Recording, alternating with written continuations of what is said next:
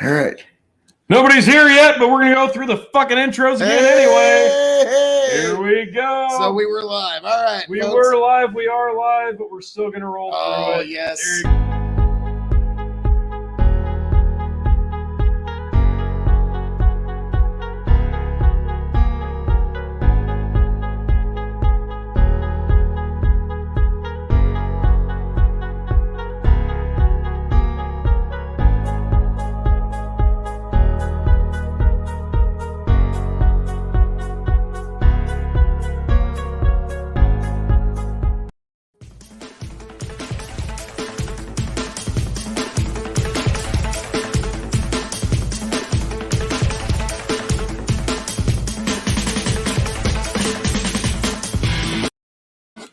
Welcome, one and all, to the Revolutionary Wrestling Podcast here on YouTube. Also, Spotify, folks. Welcome, welcome, welcome. I am the devilishly handsome outlaw himself, your King of Extreme, Phil KOE.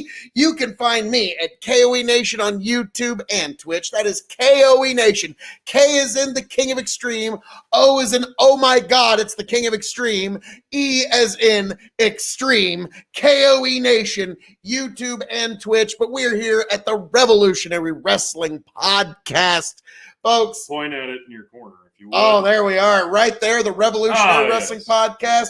Tony is making sure that all of the vast denizens of the KOE Nation and all of the big bucking empire are aware of this amazing, momentous occasion because, Tony, something happened tonight. Something that...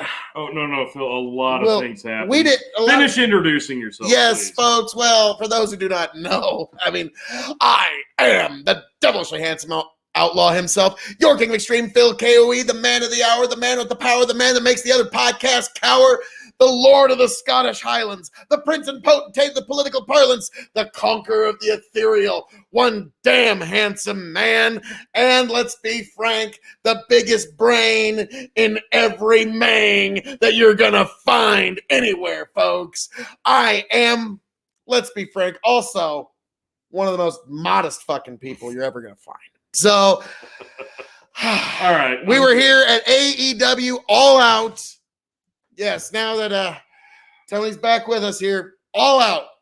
AEW All Out 2021, folks. It's here. It's come.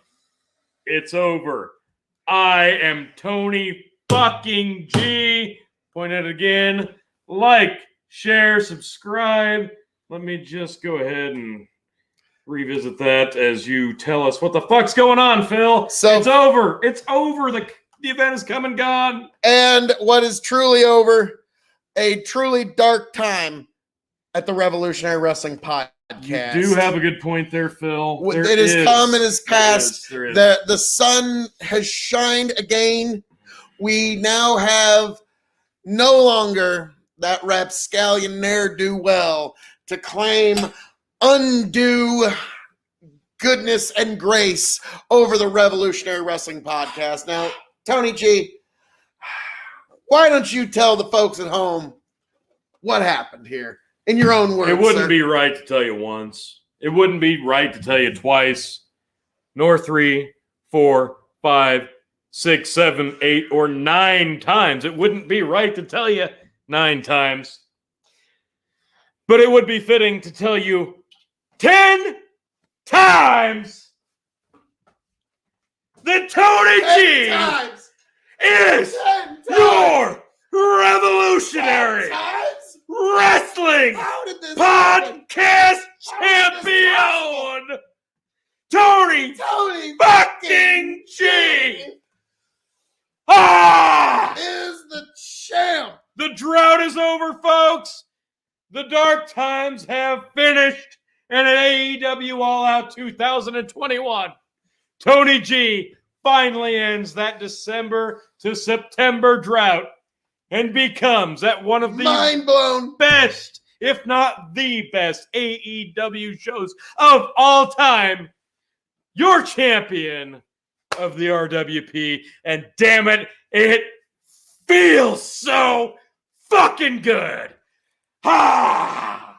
Well, so Tony G's obviously a little hyped up this evening, and we have got Lazarus. Howdy, we are about to get into AEW All Out, and we're going to get deep into it. We're going to get ruthless about it. We're going to fanboy the fuck out about it. So please like, share, subscribe, tell everybody, come one, come all. Get in the comments. We want to hear from everybody. We're going to hear from you. We're going to talk about this thing. So without blowing myself way too fucking hard, there's plenty of time for that, folks. We got plenty of time for that. It's all good. Let's talk about this show. Let's start off with the buy-in. We didn't watch it. You know why? We didn't give a flying shit. But there's not only... That's not the only reason. That's not the only reason. We wanted to watch it. But we actually did. I actually didn't care about the match, but I still wanted to watch it. You know why we didn't watch it? Because Bleacher Report Live is literally one of the worst platforms to order an event from. It took me at least 15 minutes.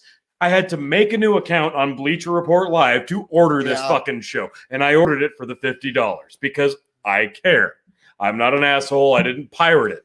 But I'm going to be honest, Bleacher Report, to quote George St. Pierre, I am not impressed by your performance. No, and Bleacher Report's awful. Yes, Time to Eat 10, man, absolutely right. Phil KOE 2024, because I am running for president of the United States of this America. Lazarus does say best pay-per-view ever. I'll be honest, this is probably this is probably one of the best ones they've done. I'm gonna say it now. This is probably personally for me one of my favorite AEW shows to date. You could name a few of the early ones as some of their best work, but I think top to bottom. Wasn't it Double or Nothing that had Dustin Cody? Yeah. Dustin Cody. That the original Double or Nothing, yes, was one of the quintessential. Their first AEW one will videos, always hold a lot of nostalgia feels, but this one top to bottom, I think this one really does rate up there for me. I loved it. BC says Adam Cole, baby! What a perfect bait and switch to end the show. We thought that Adam Cole was going to be the reveal, and then the American Dragon Bryan Danielson not doing this, just coming out like this, like, hey. You got to feel sorry for Adam Cole. You thought he was going to be the big name. He just says fuck it. And okay, we'll get there. We'll get there. We will get there. We do have more Nightwing. Yo, there is only one Mr. P. Well, there's only one Mr. Phil KOE. Yes, Phil KOE. So, yes, you are true with that particular prognosis. BCS, how Vince McMahon feels tonight. Vince McMahon has no idea. Vince McMahon has no clue what's going on. He thinks Adam Cole's still under contract. He has no clue that CM Punk signed AEW. All he's thinking about is how great his new color scheme for the NXT logo is, and it sucks. His big thing is, oh, what's that? I can't hear you all through all this money in my ears. Like, that's what he says to all They'll all tell Vince McMahon tomorrow how bad he fucked up. But without further ado, let's get right into this event, folks. Holy shit, what a great one. Again, the pre-show, Orange Cassidy, their team did win. Nightwing does ask, I don't care what that candy ass feels. All right, I get it. The Vince McMahon of recent years has not been one of my favorite people, but I do have a lot of nostalgia feels for Vince, and when he passes, I will shed many a tear. Yeah, so we'll all be pretty effective when that one hits. We'll cross that bridge when the time comes, but at the moment, AEW is the real winner here tonight. Really, all the wrestling fans out there who watch this show are the winners. So, the comments are rolling in, folks. BC, Triple H punching it. Oh, Triple H has got to be fucking irate, folks. Mostly because of losing NXT, but also because this is a good show. Yeah, he's got to be looking at, he lost Adam Cole. He watched what they did at All Out, what AEW is doing. He's just got to be cursing God at this point. Like, he is just counting the days like Nightwing and BC are. Nightwing says, Hunter's a jabroni. Well, you take the handcuffs off, I think you really get to see what this guy could do as a promoter. It'd probably be a lot more appealing. Lazarus, Ruby Soho, best surprise of the night. Hashtag hot topic. Fantastic. Very nice hashtag.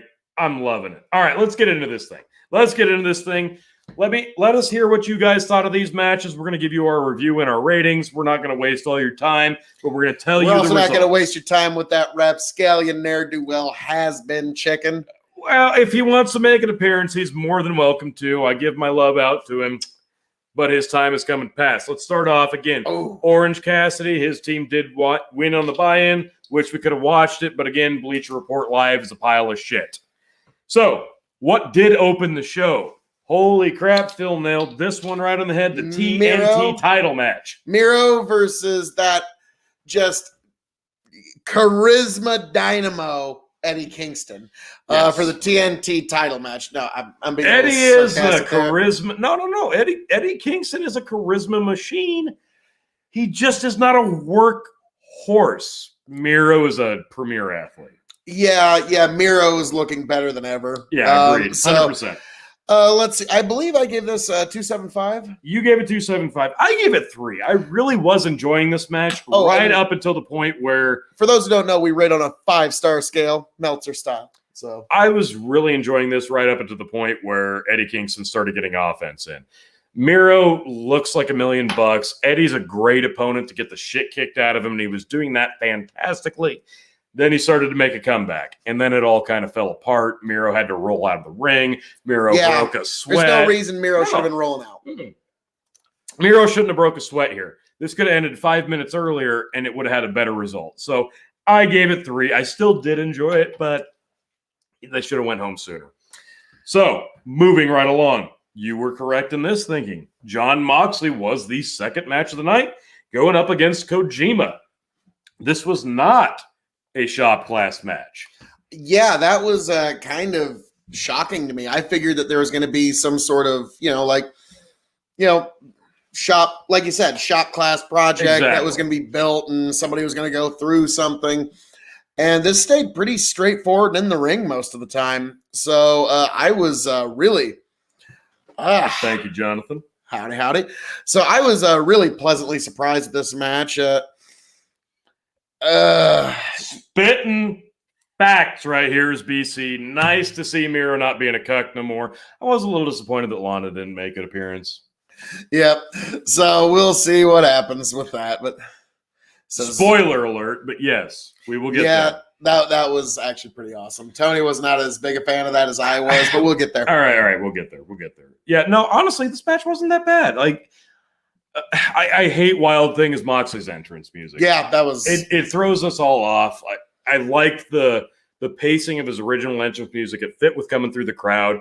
To me, I don't love it. I'd like to see him go back to the original. But the thing that threw me off the most... Pat Benatar Wild Thing. The thing that threw me off the most about this, Jon Moxley yesterday wins the GCW World Championship. Does not come out with the belt, but he comes out with a GCW hoodie. Makes no sense, considering his opponent, Kojima, comes out with full-blown New Japan entrance.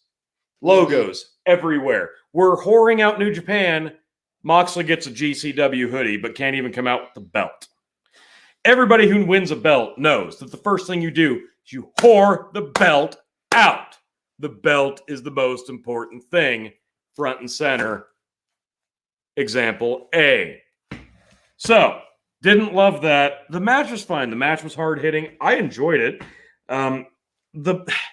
They've got to find a way to bury Ref Aubrey in every match that they put her in. I hate that. There's biting on the top rope. She gets buried a lot worse later. She does indeed. I didn't love that, but I love Aubrey as a ref. She's the best one on the roster. And honestly, the match was fine. There was really nothing I could shit on about this. It went pretty well. The pacing was good. There was no flubs. There was no botches. I really did actually enjoy this one. I ended up giving this one a 2.5, mostly because at the end it kind of stalled out. I could have gone 3, but I thought it stalled towards the end. Although the finish was good, he did hit the double arm DDTs. What did I give this one? I think you gave it 2.75? Yeah, I was a little more entertained by this one than you were, but again, I like a good Mox match. This one was a little more down the line. It was a good technical. Yeah, we've got somebody else here engaging in shameless self-plugs. Get the fuck on it. Get all up in our chat. Yep. We're all about the shameless self-plugs, folks, right here at the RWP. At Revolutionary Wrestling Podcast here on YouTube, where you should like, share, subscribe, but also be sure to head over to KOE Nation on YouTube and Twitch, where you can also see this beautiful mug here all the time. KOE Nation on YouTube and Twitch. Fragrance test tube. Go love it and like it. She's going home. BC says DMD. Oh, we're getting there. We're getting there. It's a journey, not a race. Yes, and the hashtags. Monster Moshe. My God, yes. Everybody's loving this. This was a great event. We are enjoying ourselves. The hashtags are fucking flowing. But yeah, I liked how Moxley had to kind of go for like a super double underhook DDT. He can call it the paradigm shift. He hit it, and then he hit the big brain buster one. I love that. That was great. But then, yes, you're right. After the match, after Moxley wins, Suzuki does come out. This one didn't hit home for me because I remember watching Wrestle Kingdom when he and Suzuki had and this was basically carbon copy. They did the exact same thing that they did at Wrestle Kingdom.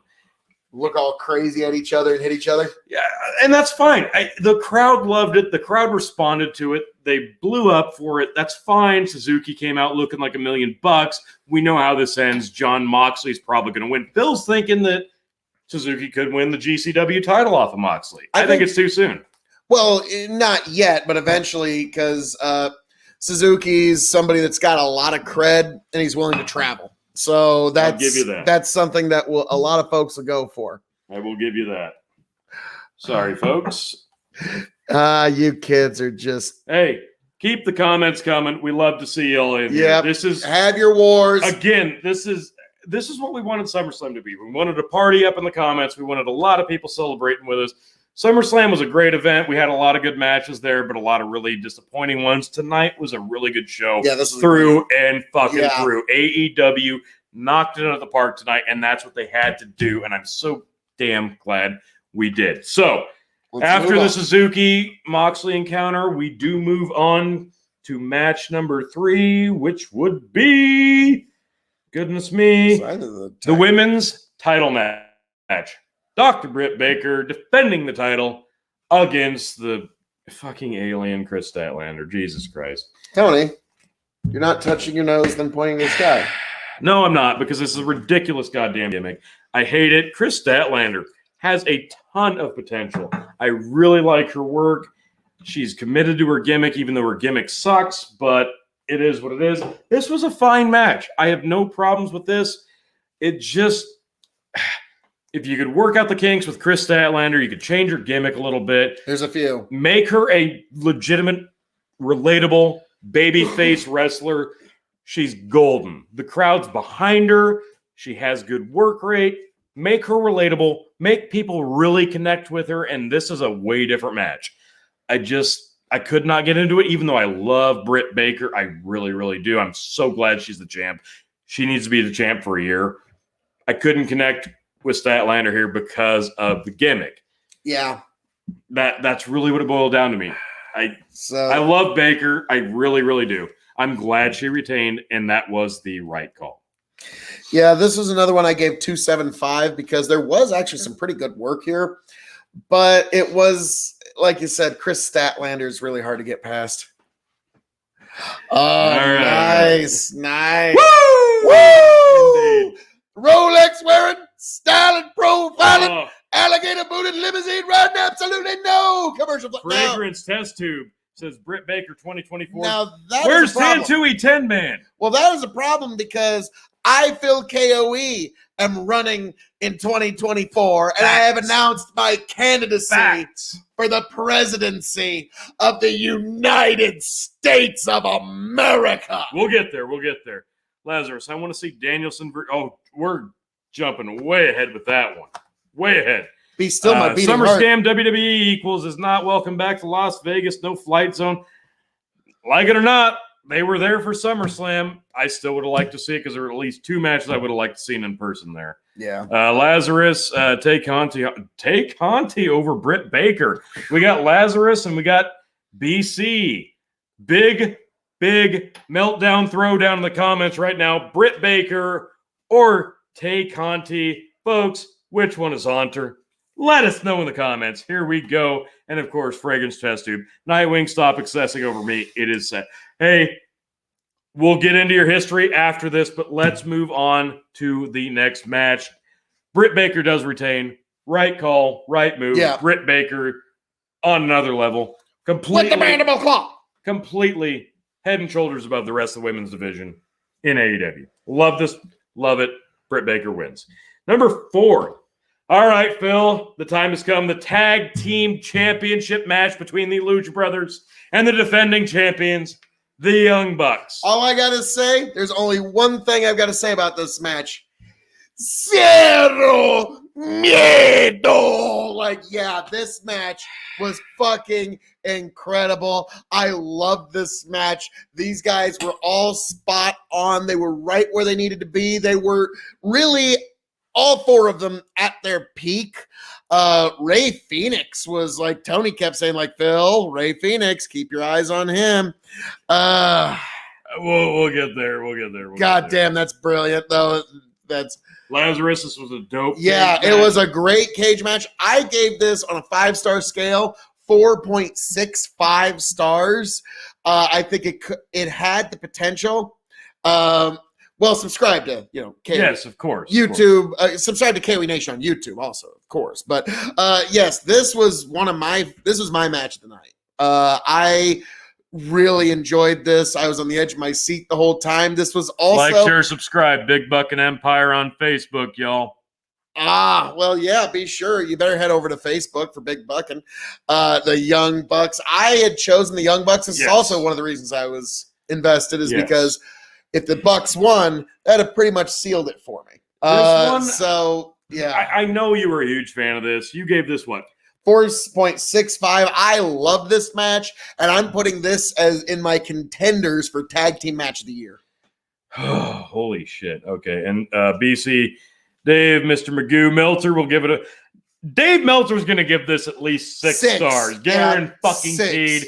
Dave Meltzer's so goddamn blind to the current modern product. He doesn't give a flying fuck about what actually happens in the ring, and this is going to be fucking proof of that. You want the real fucking story? You want the real fucking paid off? You talk to this guy, the 10-time champ, Tony fucking G, and I'm about to lay it down, but real quick, we do have one comment from one Big Buckin' Empire. By the way, congrats, champ.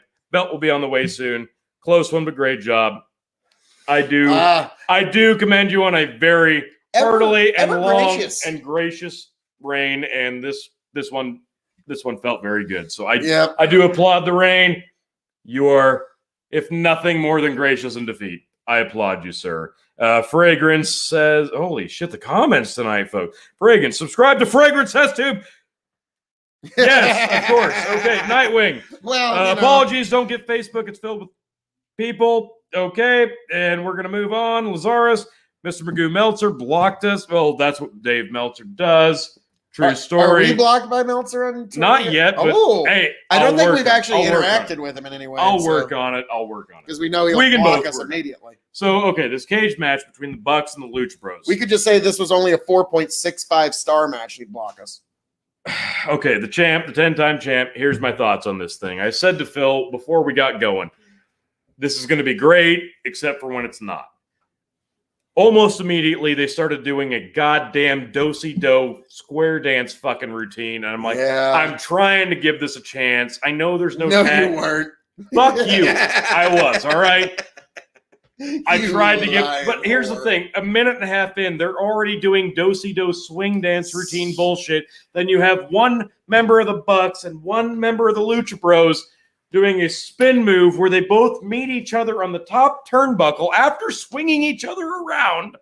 And they meet each other on the top turnbuckle and they let each other hurricane each other. And at that point, I'm just like, I love that spot. It was flawless for Cirque du Soleil. This was not no, they wrestling. Were both doing the wrist carry to the corner. And then rather than both of them jump off, one of them just hurricaned the other one. Yeah, and it was brilliant. It was beautiful. It was a masterpiece. If you like Cirque du Soleil. And then Ray Phoenix got dumped on the fucking canvas, choked with a chain, and he tapped out. He did. So actually, I did win. Phil wins. Anyway. Well, then. Get the fuck out. So then, okay, so they have, forgive me. Not kidding. This is one of the most fluent spot fest matches you will ever watch. Not kidding. It looks great. It's tremendous. It's a very, very good cooperative spot fest match. But when they got to the outside of the ring, between the ropes, between the cage, you got Matt Jackson and Penta on the outside about to Canadian Destroyer pile drive their opponents. They both just look at each other. Should we just cripple our opponents, our tag team members in front of each other? Yeah, we should just do that. We shouldn't intervene with each other and prevent us from crippling our brother. Let's just do it. And they did it. And they don't sell it. I'm just like, God damn, okay, come on, guys. At this fucking point, you gotta at least acknowledge that tag team wrestling still fucking matters. It went out the window at this point. So that's one opinion. Okay, but no, they didn't. They finally did. They started tearing masks off. Penta's bleeding like a fucking sieve. Nick and Phoenix are goddamn workhorses in this thing. Honestly, if it was a one-on-one match between Phoenix and Nick Jackson, this thing would have been a 10-star match. They finally do go up to the top. You think you're going to see the Lucha Bros finally get the comeback win after almost having their mask rip off. Counters happen. They get back down. Holy shit. Double team pile driver finisher. Lucha Bros hit it. Phoenix gets the stop. Prevents the breakup. 1, 2, 3. Clean. The new tag team champions are the Lucha Brothers. Cerro Miedo. Like, yeah, I had a great time with this match. Even though my guys didn't win, I had a great fucking time. Yes, we do have a few comments. 69, this is an important one. Giggity. Yes, Lazarus agrees. Giggity. 69, yes. Oh, we're getting ahead of ourselves. I'm sorry. All right, well, let's. Big Buck and Empire asks, Phil, how much money to rail my cousin's wife? Phil will do it for free. I was about to say, send pics first. Send pics first. And Lazarus. Good to know I'm needed. The public demands me. Y'all don't have a super chat.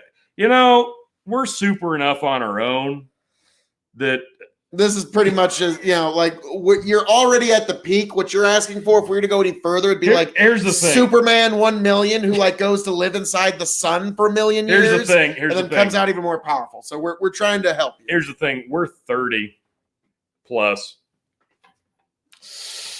Yeah. Okay, just saying. Anyway, so yes, the Lucha Brothers are your new tag team champions, which yours truly predicted correctly. And BC says AEW tag team division, the strongest. Well, Jesus. Yeah. What was the fucking competition? Here's the thing. FTR is buried in that. FTR got fucking buried. This whole goddamn. And there's still room to spare. Yeah, exactly. The Pinnacle versus the Inner Circle was a goddamn afterthought. The Bucks beat FTR clean, and they've been nothing since, and it's a goddamn travesty. But even that said, AEW's tag team division, even with the ridiculous matches between the Lucha Brothers and the Bucks, the good ones and the bad ones, it's light years above the WWE product because tag team wrestling doesn't matter in WWE. Thank you, AEW, for at least trying to make it fucking acceptable. I do applaud you for that. Oh, Lord almighty. Big Buck and Super Chats come with subs. Like, share, and sub, folks. Phil, point at it. Like, share, subscribe. Revolutionary Wrestling Podcast. Nightwing and 8 bad being 30 male. Now the flip side is sad. There's a lot sadder things out there. And I'll be frank, I'm 35. I'm a male. But you know what else I am, Phil? What's that? I'm the 10-time champion of the RWP. But we will move right the fuck along. Lazarus, I used to watch Young Bucks wrestle in the backyards, no joke. Wow. As two connoisseurs of the backyard wrestling days. Veterans even. Actually, hit us up in the DMs because I think we'd have a lot to talk about. Lazarus. Yeah. And 10 man says, Phil KOE will rail all the wives if you don't watch him. Yeah. That is true. Keep your eyes on me. Keep your eyes locked firmly on the wives if you don't want him to rail them. There it is. So hide your wives. We will move right along to number 5 on the card. This was the women's battle royal, and this one had me on the edge of my because literally, honestly, it did. Thunder Rosa, if she would have won, I would have had 2 points, and I would have run away with the pay-per-view. And so I was on the edge of my seat the whole time. We'll get there. We'll get there. Yes, we'll get there. And so I was like, oh, God. And so when Layla Hirsch got eliminated. Layla Hirsch got eliminated. I was like, fuck you, chicken. I thought my championship reign was for sure. And then Ruby fucking Soho shows up to the Joker card at the 21 spot. Ruby Soho and Thunder Rosa. Honestly, for me, this was the match. The previous 19 entries do not fucking matter at this point because it was a clusterfuck and the first 5 didn't matter. Really, the first 10 didn't matter. Everybody after that kind of really settled into a groove. But honestly, this was the Thunder Rosa, Ruby fucking formerly Riot show. They put on a clinic at the end of this thing. Nyla Rose made you pissed off just enough that she was in it at the end. They finally dump her out. But Ruby Soho, Soho, and Thunder Rosa put on a clinic on how to string the fans along and milk it. Beautiful. To the end. Loved this. And yeah, those two, like at first I was going to say. We're both sitting there like, we were not invested in this match at all until Nyla Rose was out. I wanted to give this 4 stars as a match, but I realized what really happened there is Ruby Soho and Ruby Soho and Thunder Rosa put on a 5-star performance, and everybody else put on about a 3-star performance. No, it was beautiful because Thunder Rosa is so damn good. I want nothing more than Thunder Rosa to be in the thick of things in the AEW Women's Championship scene. But I also really did like Layla Hirsch. She's not going to win the belt anytime soon. She needs a little more development, but she's right there. But Ruby Soho is going to face Britt Baker. She's probably going to lose. It's a big name. It puts Britt Baker over even more. I could see Ruby taking the belt. I can't because I still like my pick for this match. I like Jade Cargill. I really think they're eventually going to put the belt on her. Maybe not till next year. But still, she got done wrong. Nyla Rose was not the right person to dump her out. Fire you, but still, I digress. Let's jump back into the comments. God bless all quick. Y'all. But Fragrance asks a very important question. Have you subscribed to the test tube yet? I will as soon as we're done with this. Yeah, we're a little tied up. When we're up, we'll definitely give you a subscribe. Thanks for swinging by. We'll both subscribe. And yes. Big Buckin says done. Big Buckin's in. All right. Test tube's got this. BC says quickly Nyla Rose equals. You know what? Actually, that's pretty insulting to Nyla Rose. Yeah, no, Nia Jax sucks ass. Everything that happened on Raw this week was a goddamn embarrassment.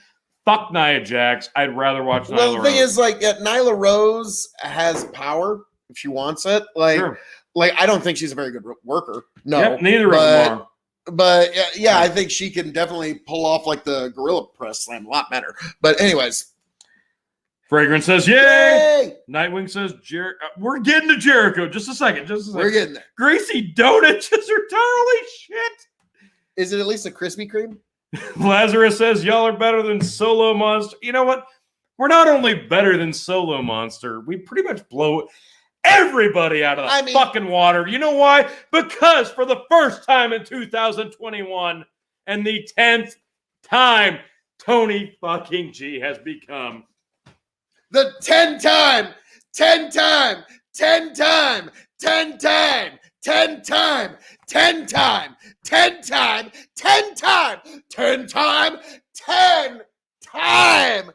Revolutionary Wrestling Podcast champion, folks. That's why. And why? Because we are the men of the hour, the men with the power, the men that makes the other podcast cower, the Revolutionary Wrestling Podcast. That's why I dressed up so fancily for y'all tonight. So, after all that was said and done, holy goodness, I really do. I like Jade Cargill to be right in the thick of things come next year early on for the AEW Women's World Championship. But first and foremost, Britt Baker will have to deal with Ruby Soho. And I did give the Women's Battle Royal a 3.25. Before that, I was probably only going to give it 2.5. But the ending bumped it way, way up. I gave it a 3.75 because of the strength of the ending. The strength of the ending, was absolutely like I said, solid. Ruby Soho and Thunder Rosa, they put on a 5-star performance between the two of them. But exactly, there was a lot of match to go there. So, all righty. Nightwing mentions 2021 is the year for the Big Bucket Empire. I have a good I do too. My God, I agree 120% with Nightwing. On point, spitting facts. I'm going to go ahead and say I agree 127% even. 127, folks. You heard it here, folks. Amazing promo. Only amazing? I mean, really? I thought it was ascendant. I thought it was like life-altering. It was earth-shattering. At least. It was at least. reality bending. Like, I mean, come on now. Y'all want to?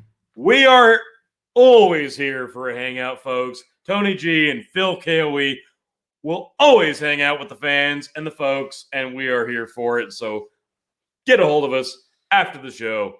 We're here for you, the fans. So moving right along, number 6. This was a very controversial match. MJF versus Chris Frickin Jericho. Let me just say the beginning of this match was beautiful. The Y2J countdown, the MJF entrance, the robe, the pageantry. Beautiful. MJF, we don't deserve you. Maxwell Jacob Friedman was a MVP tonight. He did everything perfectly, and he made us believe he had won. And what was beautiful is he found a way at the very beginning of the match. We're there. He found a way to make the fans hate him. And he's one of those. It's amazing. Yeah. It's amazing. So he literally is the embodiment of the old school heel. But he's so in a young. time frame where old school heels and old school faces do not exist.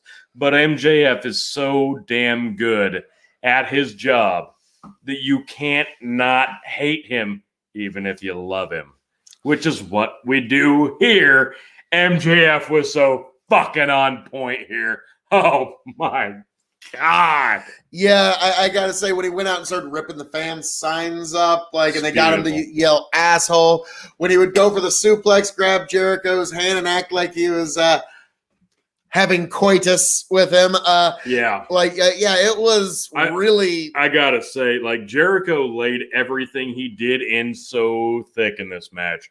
You did believe that this could potentially be his last match. Everything he was set up for, every move he took, every move he delivered, the lion salts, the power bombs, the flip overs, the dives to the outside. He gave a little bit extra, and you felt it. You felt it really, really When it deep. comes to that lion salt, we had a little exchange. And we did. You said, we'll start with you. You said what? It was his best lion salt in 6 years. And I said, it's his best lion salt in 14 years. He quit doing that move in 2004.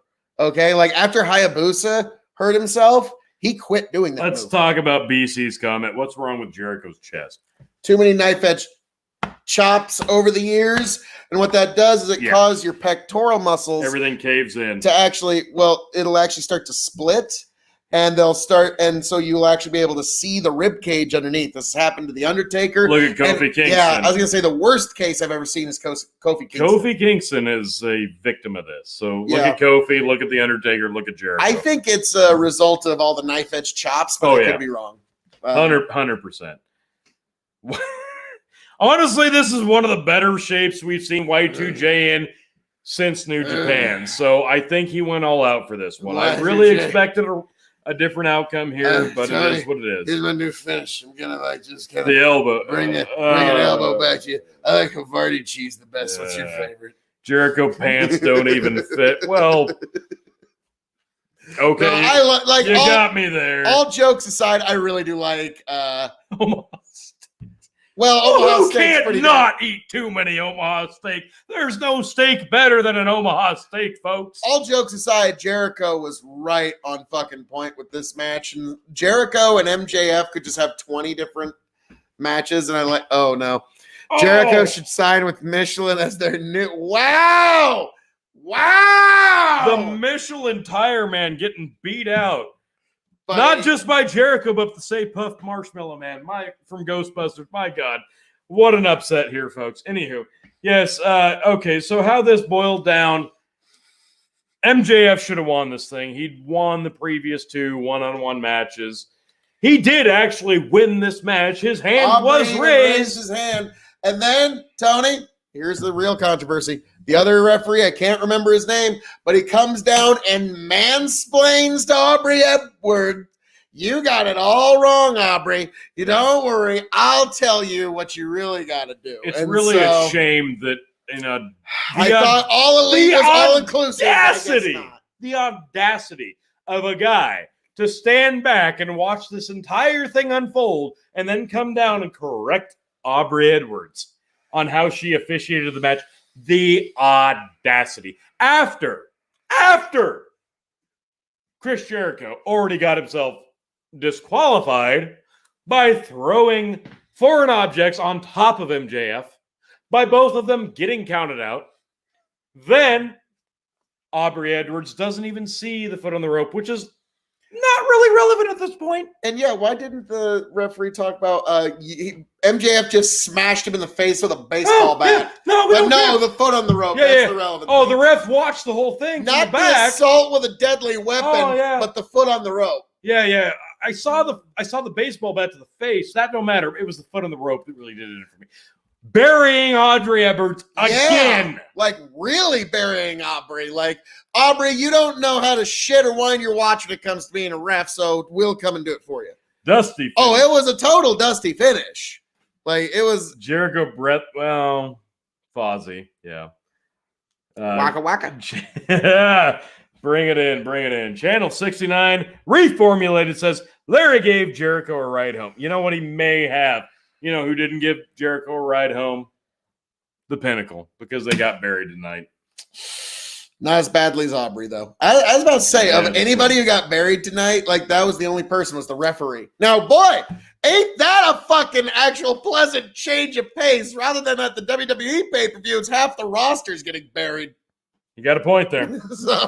But it doesn't matter. You know, here's the thing. Like, I'll be frank. I've hated the MJ. You really ain't got to suck up WWE. It's not like they're going to put you on the payroll. Hold this for a second, would you? Oh, they're not putting nobody on the payroll. I have 110% hated the MJF Jericho feud. I have not liked it at all. They completely fucked this thing up. The Pinnacle versus the Inner Circle. Fuck this thing up hard. And now it's not even over. The final fight, it ain't going to be the fucking final fight. It should have goddamn been. Folks, this is bullshit booking. I'm sorry. I don't care how big a fan you are. This was shit booking. This needs to end. Let MJF go on to bigger and better things. Let MJF get the win over Jericho. Let this thing be done. Let him get the rub over Jericho. Let him move on to another echelon of wrestling stardom, because that's what he deserves. Jericho's done. He can go tour with Fozzy. Let MJF fucking go to his rightful place. It's the right thing to do. And my response to that, T, is Judas in my mind. Like, yeah, like, oh, he hit me with the elbow. So as much as I'd say, like, Jericho has been dropping a lot of L's lately, and this is kind of like Edge. He needed a win back. So it puts him back on at least some sort of Oh. Batch code. All right. Let me. All right. And yeah. 1, 2, 3, 4. I declare thumb war. 1, 2,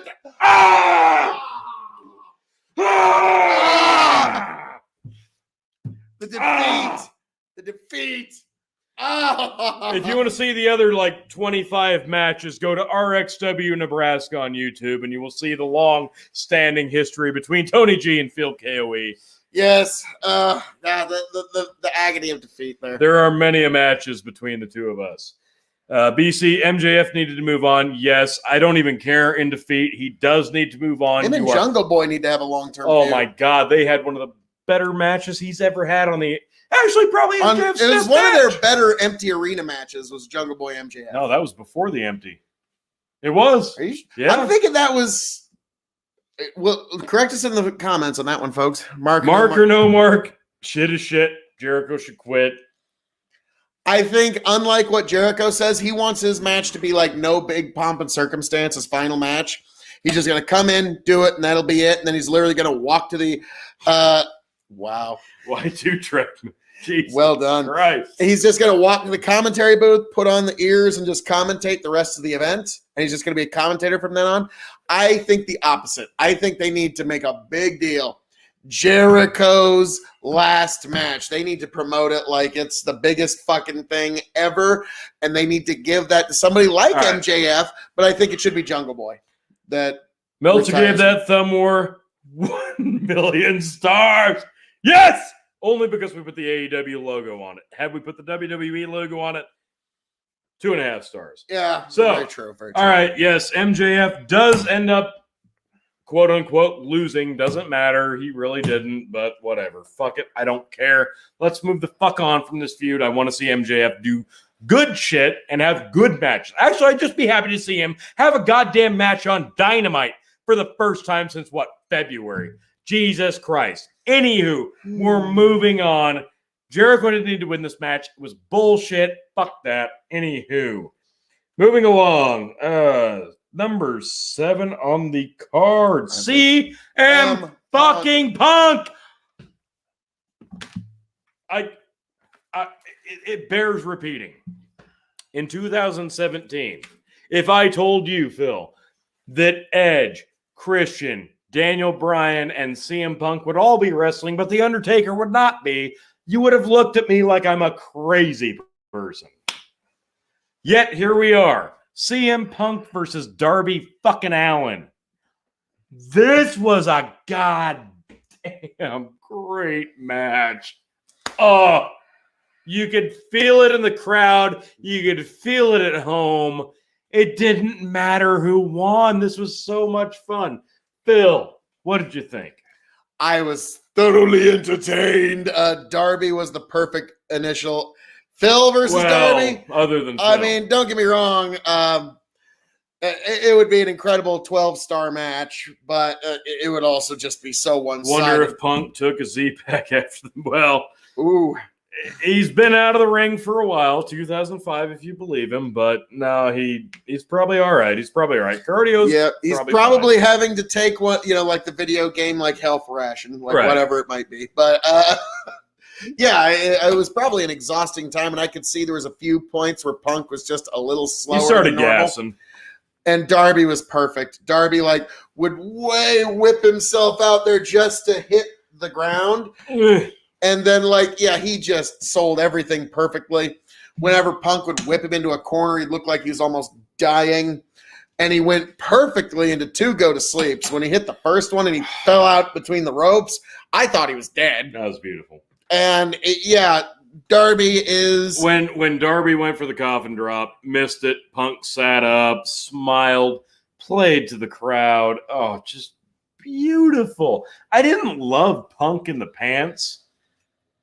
I don't know why. Maybe it just because I'm used to him in tights, but didn't love that. But Darby dumps himself out of the ring over and over like he has no regard for his own fucking personal well-being because he doesn't. No, there's none. But this was... He might.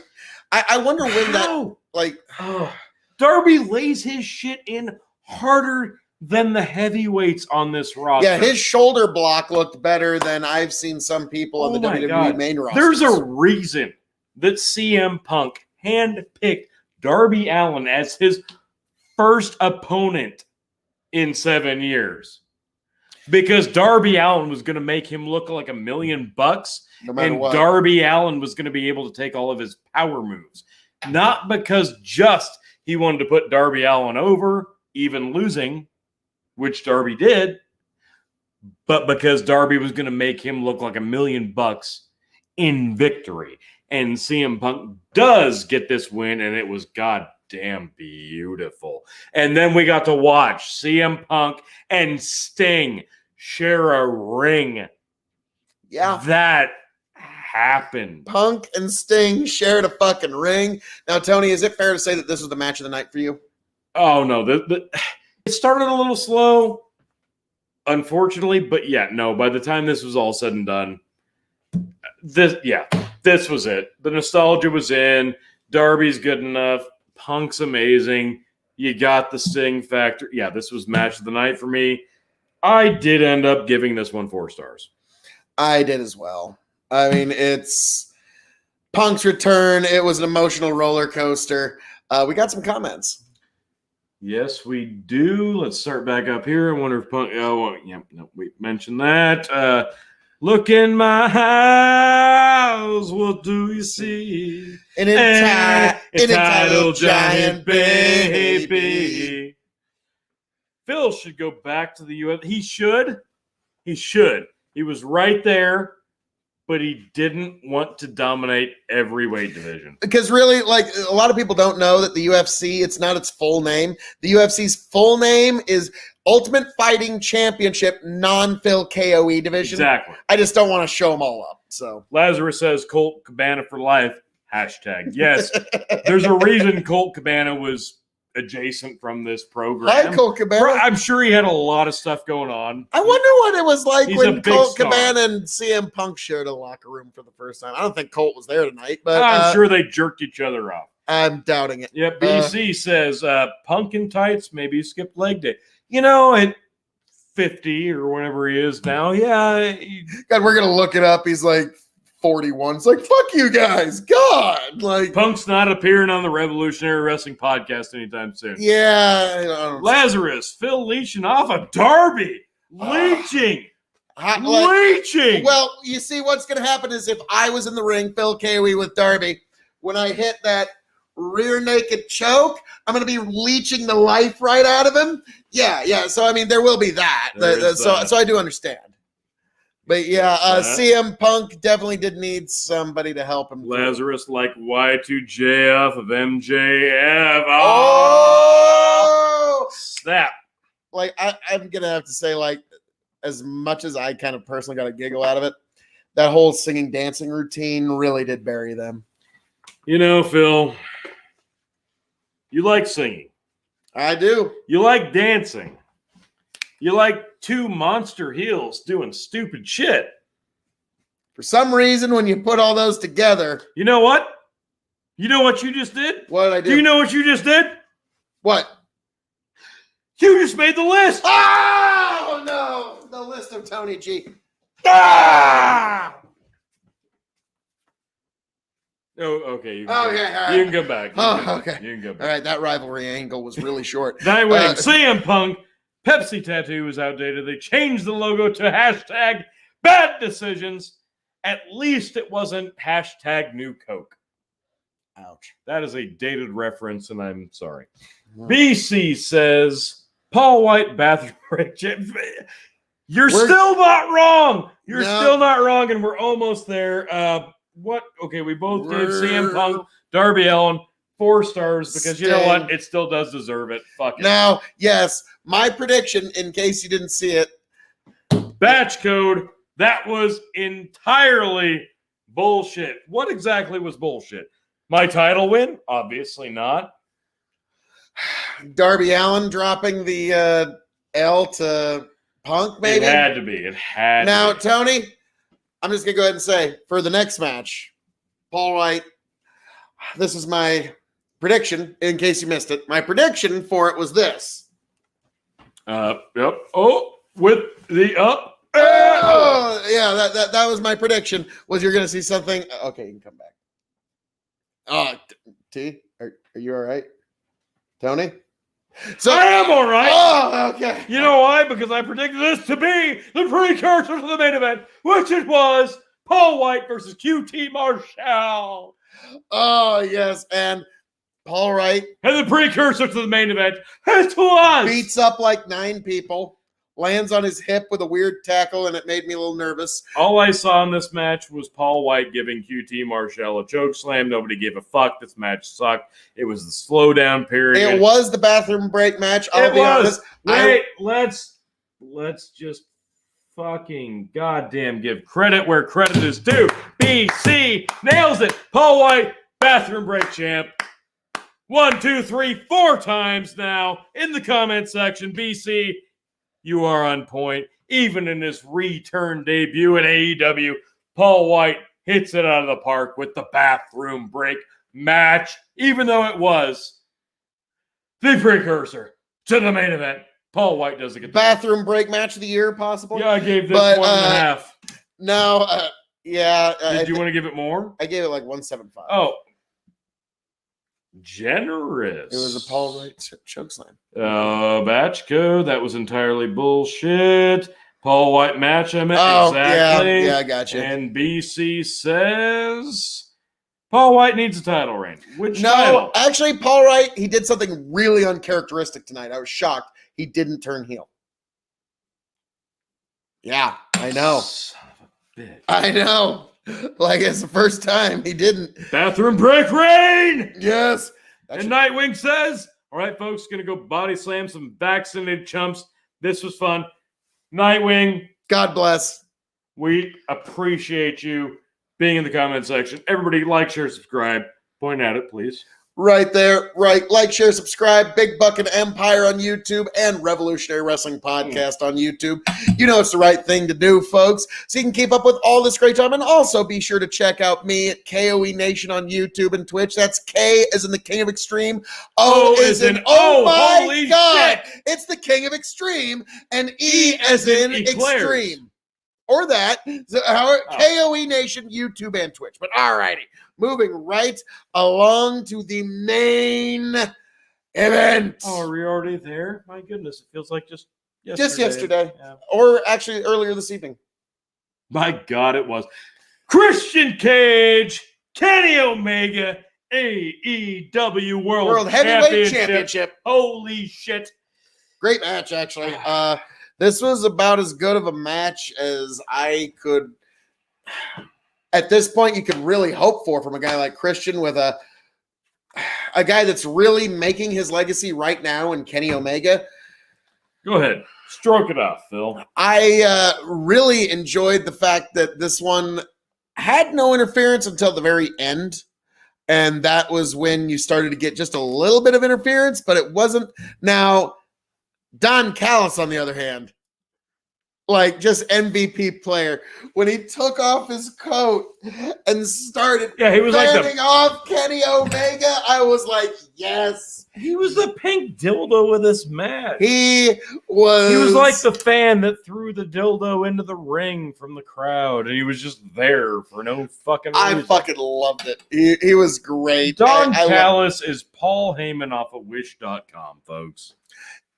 That doesn't make me wrong, no matter how much you don't want to like it. I will give you that. Don Callis wishes he at least had Paul Heyman's bank account. Here's the thing. At this moment.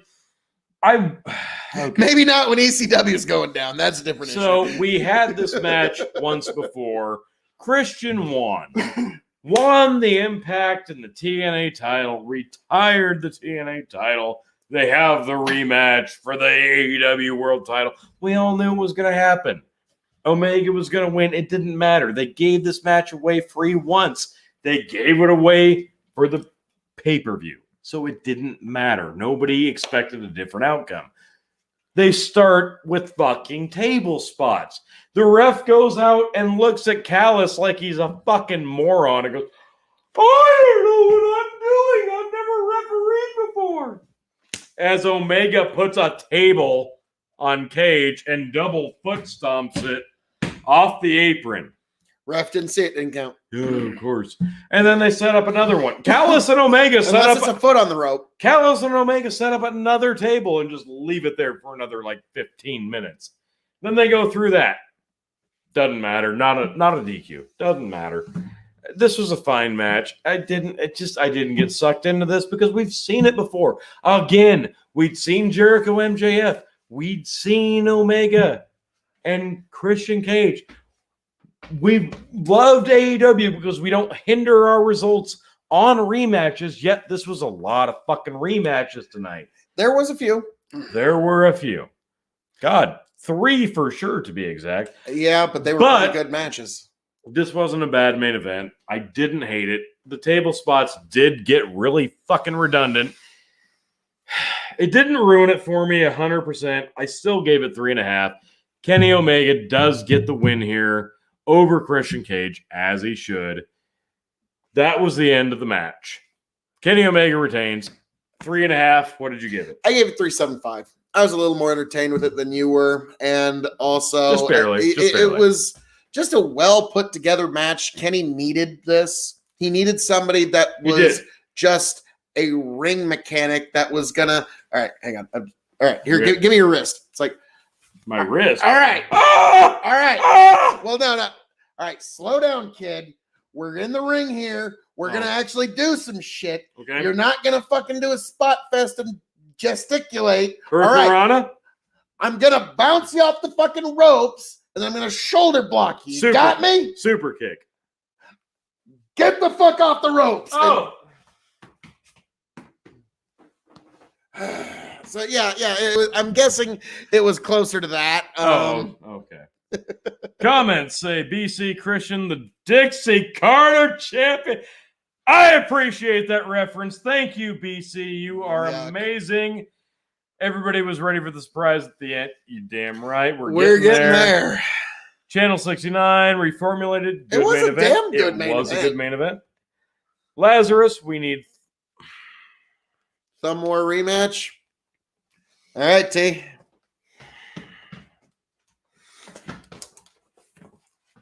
Bring it on! 1, 2, 3, 4. I declare a thumb war. Don't put up.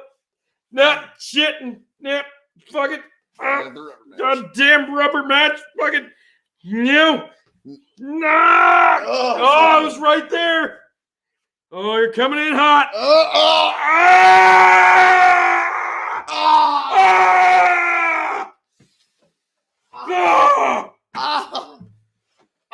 It's not easy being cheesy, folks. Oh, God, it ain't, folks. God, that was pain. And then BCS, Kenny Omega with his spot monkey tendencies. Okay, so did you hate the main event? No, I enjoyed it. And let's be frank, let's get into what everybody really wants to talk about. All right, so yes, Kenny Omega does retain, of course, as expected, the AEW World title. Christian can go back off and pretty much do nothing, and he'll go and make Impact relevant, I guess. Whatever. Anyway. Make Impact relevant again.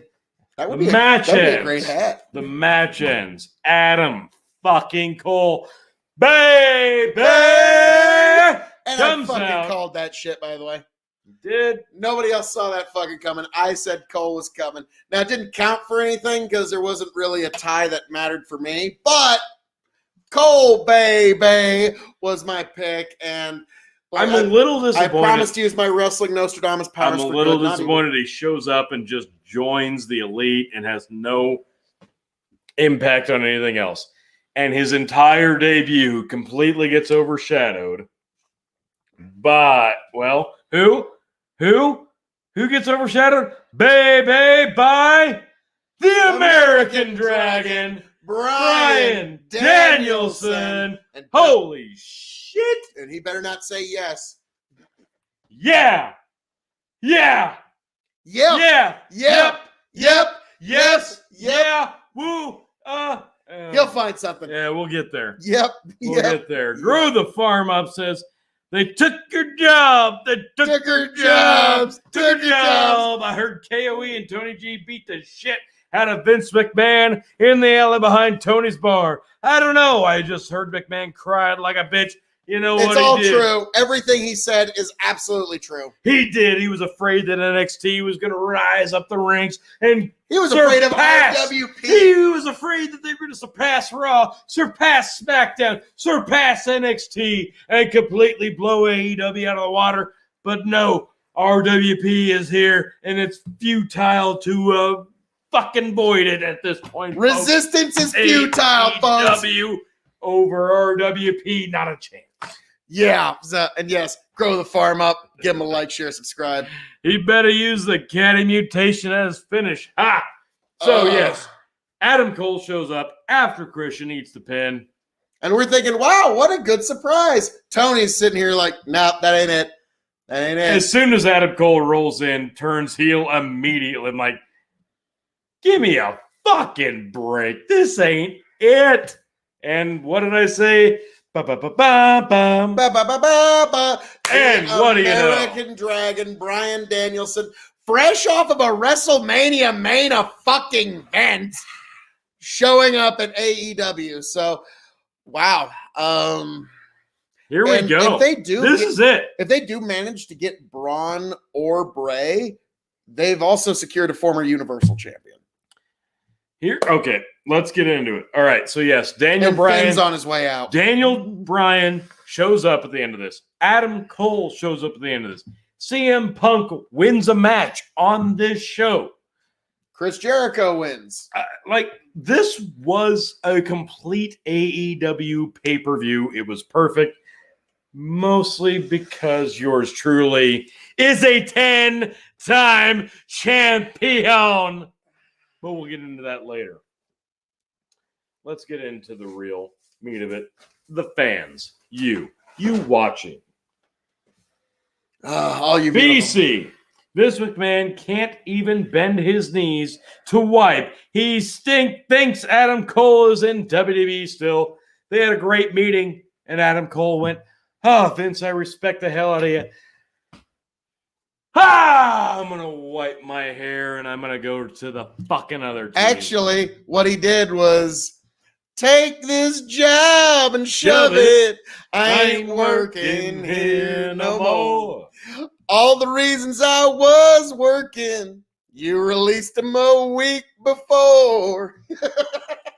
My wife ain't a whore. Well, no, like half of his friends got released in WWE, so that's why he probably left. Tyler Bate, probably All Elite. Lazarus says RWP over WWE, AWE, TNA, ROH, MLW, NWA, NJWP, AJPW, PWG, and WCW. He couldn't be more fucking right, folks. Couldn't have said it better myself. W fucking P Revolutionary Wrestling Podcast. Bay. Yes. Oh, my Lord. God, it feels so fucking good. Lazarus Braden Walker versus he don't stand a chance, baby. Tony G, Braden Walker.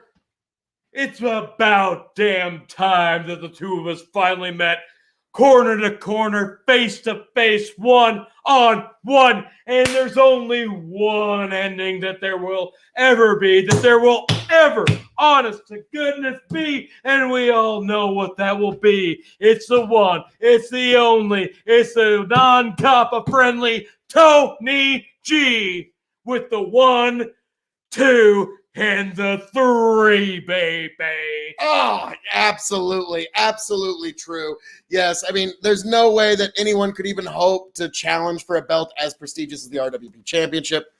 Grow the farm up. I didn't say it was a fair fight. It might have been elder abuse. KOE and T. LOL. Now, granted, Vince McMahon's pretty jacked guy. Yeah, he's 80-year-old. Yeah, he's like maybe like 78, but 80's fair. So that was quite the brawl, I gotta say. But no, Tony G, Phil KOE, the unbeatable tag team in wrestling. Nobody could really stop us. I mean, like Team 3D, the Legion of Doom, they were all just like, we bow to you. You're just so awesome. So yes, folks, you're not gonna be able to stream that. It's okay. It's okay. You keep going. So, folks, yes, All Elite, All Out. Tony G is the 10-time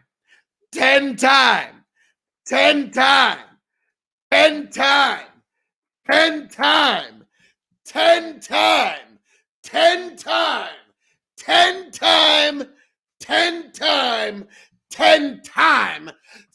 RWP champion. It happened. And yes, fragrance test tube. Thank you. God bless you. And yes, be sure to give them a Lazarus, thanks, subscribe. guys. That was fun. Thank you very much. I'm so glad you joined us tonight. But God bless you, Lazarus. before you bounce out, RevRez Pop on YouTube, on Twitch, has a message for you all. If you want to see Tony G and the Phil KOE go one-on-one for the RWP in all their glory, here is your link https://www.youtube.com/RXW Nebraska. The Tony G Phil KOE content is more than beautiful. Yes. So, folks, also you can find me at KOE Nation on YouTube and Twitch. That's K as in King, O as in oh my God. It's Phil KOE, E as in extreme. KOE Nation on YouTube and Twitch. You definitely need to give it a like, share, subscribe. There is so much more coming down the pike.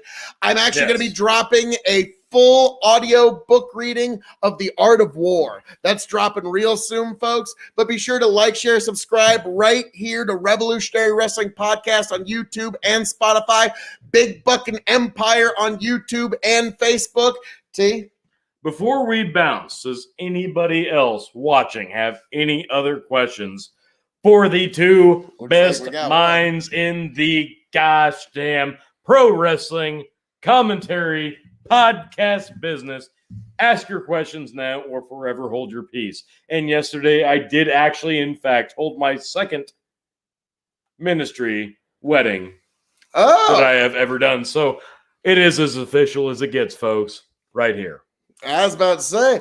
Back in the day, we all knew the RWP actually inspired Tenacious D. Without Tony G and KOE supporting JB and KG, never would have had the D dudes. Let's be frank. Very true. Let's be frank. Had it not been for the TG and the PKOE, the D never would have reached the heights that they had reached when we were in high school. We were essentially the super fans that put them over. Muse. We were their inspiration. They saw us like, whoa, I mean, there's really no way we can top this. Tony, we've got the ultimate question we have to answer before we leave. This one's tough.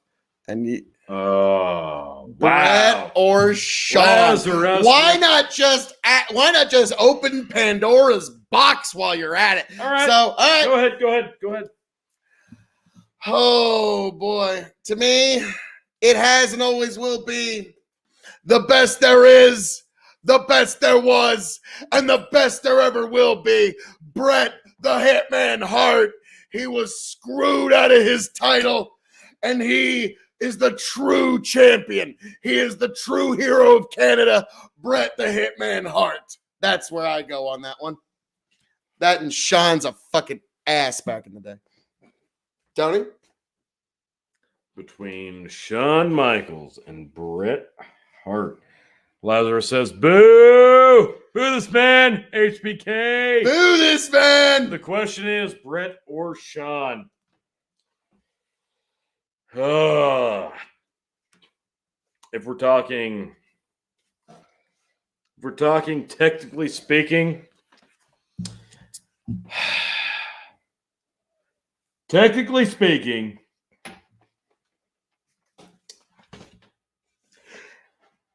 it's Bret Hart all day. Oh! If we're talking pageantry, that's Sean. It's fucking BK. No other man has had Pamela Anderson come down to the ring with him. No man has zip-lined down to the fucking ring. Kid Rock. No other man has had 2 goddamn 6+ star matches with The Undertaker at WrestleMania than Shawn fucking Michaels. Come on. No, I agreed. Oh, you can't please everybody. Hang on, I'll hit Phil with the belt. No, wait. That wasn't necessary. No, when it comes down to it, when it comes down, Why? Lazarus, when it comes down to it, really during, let's be frank, our lifetime, is there really ever going to be a better matchup of two individuals that hated each other to the core? I don't think so, because they personally didn't like each other, but they complimented each other in the ring so well. That was the best. I think that to me was the best part. Yes, LOL. For me, that was the best part of everything. Yes, thank you. Yes, we got it back. It only took a bludgeon to the head, but we got there. Okay. We got him back. Now, even during the screw job at Montreal, my God, they were both just so professional in it because they respected the match to the end. If you watch The Dark Side of the Ring, if you watch Wrestling with Shadows, if you watch any WWE documentary, it doesn't matter. Shawn Michaels and Bret Hart were true to the end. It was the protection of kayfabe. It was the protection of the match. It was the commitment to the craft. And no two men, after that match, were more committed to the business than that. Like, you could find people that work better together, but they actually probably liked each other. There's Bingo. Yeah. So, well, we got that. So we got that. All right, I think we're gonna sign off. Lazarus, thanks, guys. Have a great night. Yep. Lazarus, so, thank you, and it has been a great fucking night. And folks, as I'm known to say around here, all that being said, thank you for joining us here at the Revolutionary Wrestling Podcast for our review of AEW All Out 2021. I am the devilishly handsome outlaw himself, your king of extreme, Phil KOE. You can find me at KOE Nation on YouTube and Twitch, folks. KOE Nation on YouTube and Twitch. Be sure to like, share, subscribe right here at the Revolutionary Wrestling Podcast, YouTube, Spotify, and Big Bucket Empire on YouTube and Facebook. Folks, thank you for being here. Thank you for joining us. I am the man of the hour, the man with the power, the man that makes the other podcast cower, the Lord of the Scottish Highlands, and one damn handsome man, if I do say so myself. Phil KOE signing off and handing it off to my indomitable broadcast partner, the 10-time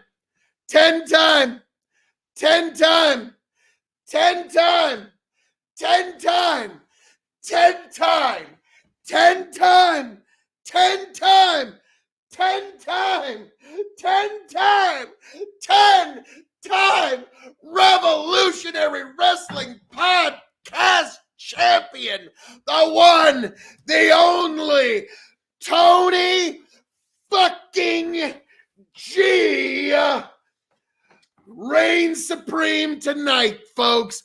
Thank you for being here. I hope to find every last one of you back here, happy, healthy, much the wiser. Folks, raise a glass to yourselves.